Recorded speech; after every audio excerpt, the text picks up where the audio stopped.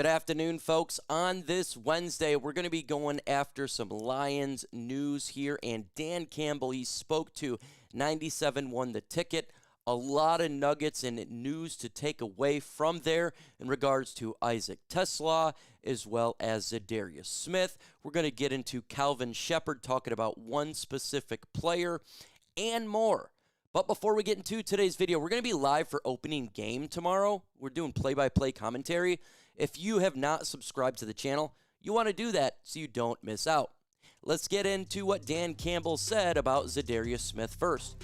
Asked to explain why the Lions have not brought back Za'Darius Smith after releasing him in a money-saving move this offseason, Campbell said, "We're good right now." He says, we're pretty good here, he said. We have got Davenport. We got good depth. I like that we got interior too. We got a lot of flexibility, and we're still pretty good right now. So we're ready to go, man. The Lions are fine with what they have, and it definitely feels like Za'Darius Smith is not coming back to the Detroit Lions. Unless there is some unforeseen injuries. I think we can go ahead and kind of put it to bed after he spoke today. So unless there is some real information coming out or real news or coming out of the horse's mouth themselves, doesn't feel like he's coming back. So we're going to go ahead and after this video, steer away from Za'Darius Smith for a little bit because Dan Campbell pretty much said it, and it just seems like it's not happening. They would have done it by now, right? They seem to be happy with what they got, and that's what they're going to roll there. So, again, we're going to be live tomorrow night for the Eagles and Cowboys game just because we're kicking off the NFL season. So subscribe so you don't miss out. Dan Campbell also spoke to the media about Micah Parsons and why they didn't do a trade like that or a Trey Hendrickson. Finally, we can talk about this and put it to bed, please. Since I think it's...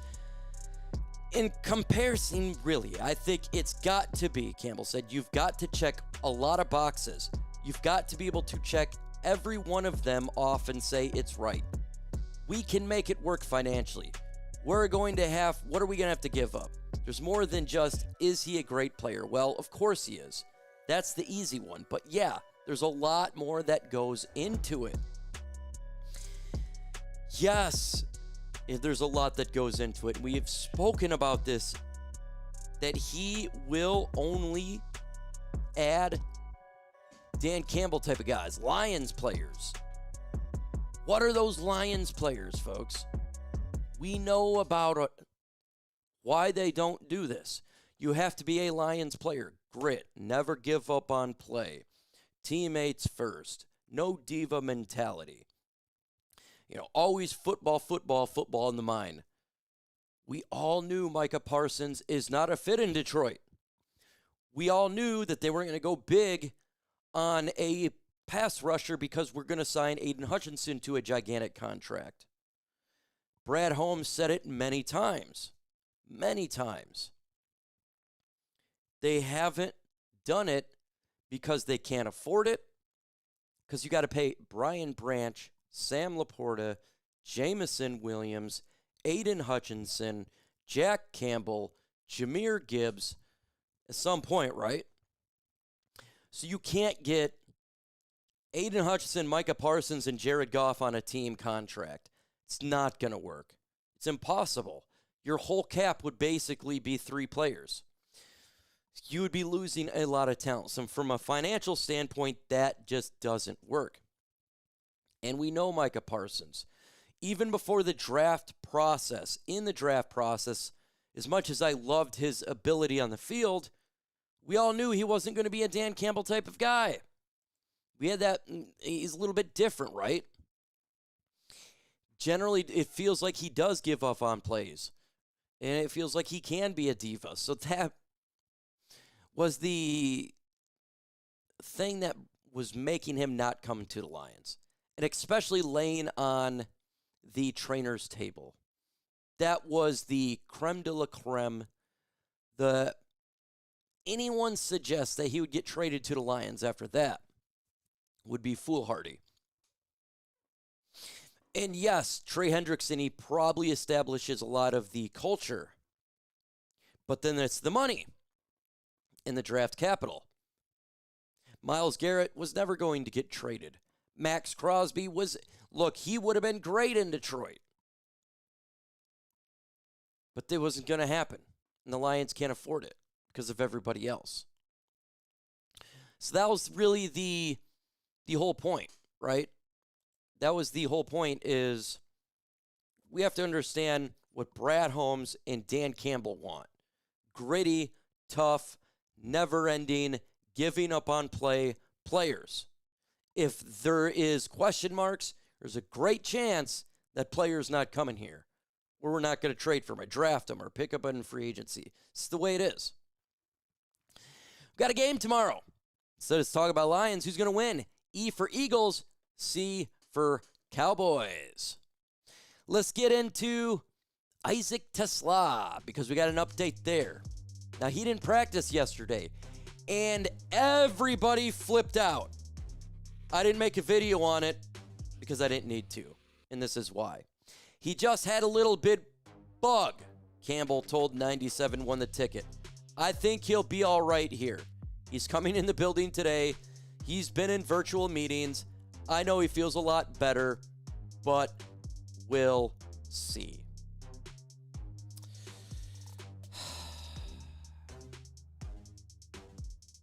Folks, we have to chill if a player misses practice and there's no details. We cannot go to immediately the worst case scenario. And you say, oh, that's not happening.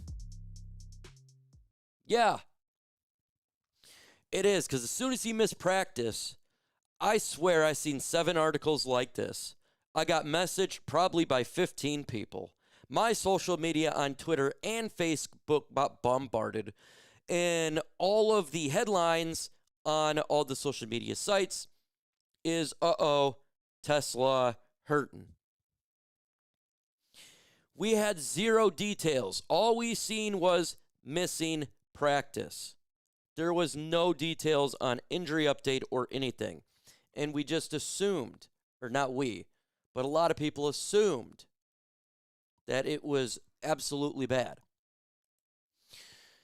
But we got to stop assuming that.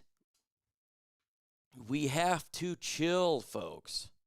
Just because a player misses, it doesn't mean his season's over. He had a bug. He was sick. Maybe he's puking, the bubble guts, some diarrhea. You know, he kissed a girl with a nasty cold. I don't know. But it's not the worst case scenario. So we have to relax on these situations. And the reason I didn't make a video on this is there's no reason to speculate if somebody just misses a practice. It could be 10 million things, right? It could be personal reason, family issue. It could be he's sick. It could be rest day, even though it's a rookie. He's probably not going to get a rest day. It could be, I don't know, he had an appointment or something. You never know. There's a million things, but it doesn't mean that his season's over. Doesn't mean that it's automatically, this is terrible. That's just not really how it works. And we have to be more cognizant of that. But I'm happy that this got cleared really quick. I'm happy that it was asked by the ticket just to get it out of the way. Because the last thing we need is speculation and waiting and more waiting until the injury report comes out later today, in which it will come out and everyone works themselves up, and then they realize it's just a sickness. So happy that got in there. And Dan Campbell just let that information go and just let the people get the correct info about TeSlaa, and it's not season ending and world ending and fan panicking. It's just not.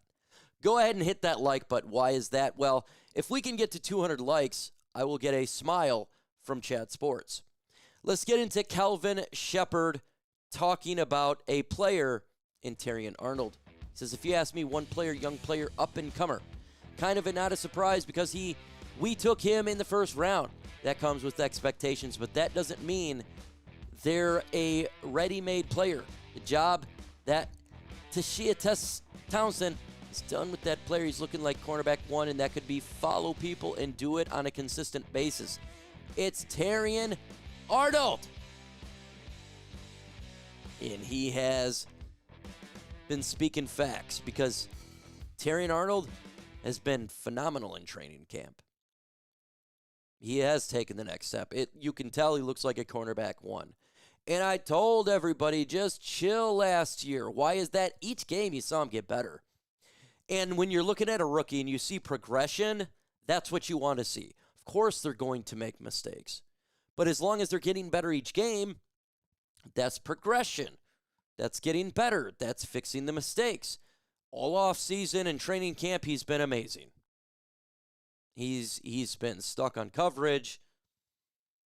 Him and DJ Reed and Amik have it on lock right now. And the Lions secondary could be one of the best in football. And I do think Terrion Arnold takes a big jump. I do think that he comes out and plays great. Gets some turnovers. And our secondary becomes a secondary you don't want to pass on. A secondary you don't want to throw 55 times a game because then you're going to get multiple interceptions because everybody's on lock.